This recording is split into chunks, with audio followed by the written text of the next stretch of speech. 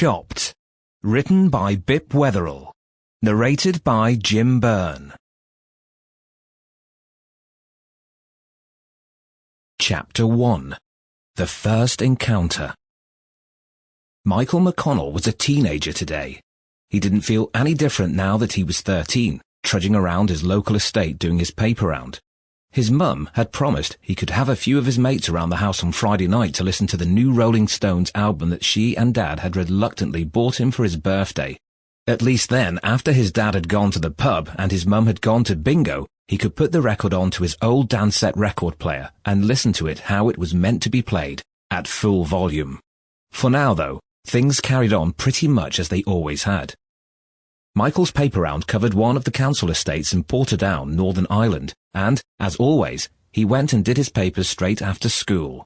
He normally nicked a bar of Galaxy chocolate to keep him going till his tea, but he hadn't had the chance that evening, and, lambasted as he was with a constant drizzle of rain, he wasn't exactly in the birthday mood.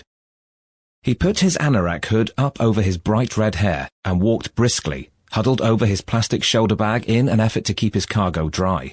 He laughed to himself as he remembered a recent film he had seen at the pictures showing an American paperboy leisurely cycling down a street, throwing his papers in the general direction of the customer's front door.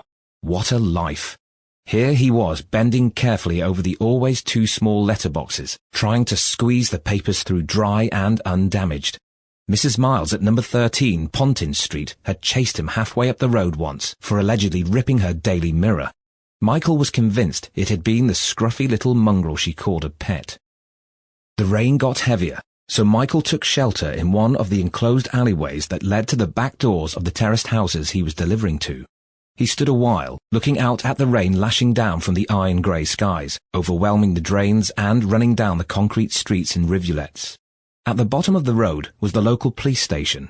It had changed beyond all recognition since the troubles had started up again.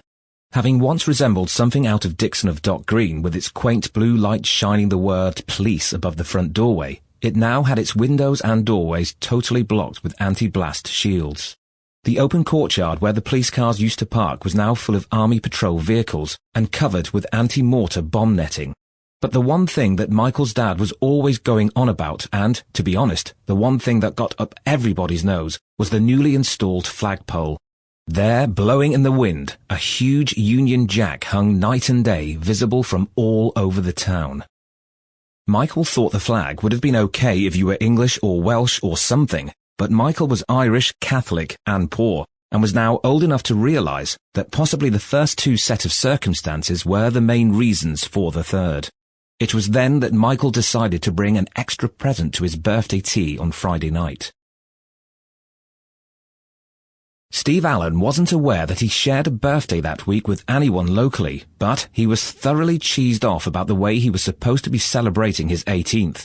He'd only been a British soldier for 4 months, but here he was, doing his first tour of Northern Ireland, pulling night guard duty at the police and army barracks at Portadown.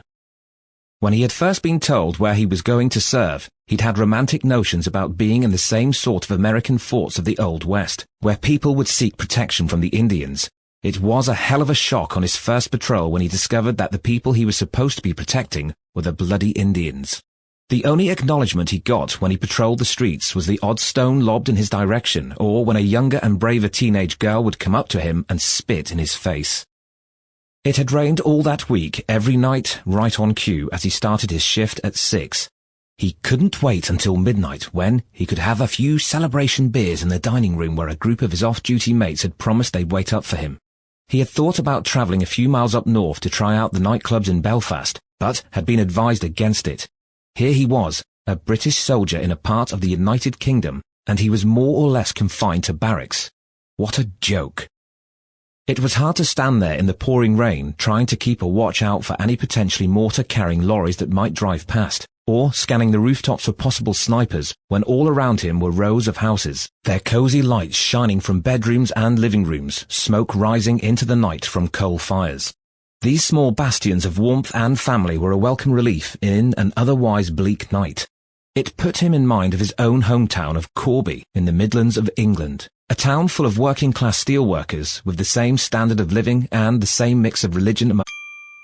Sample complete. Ready to continue?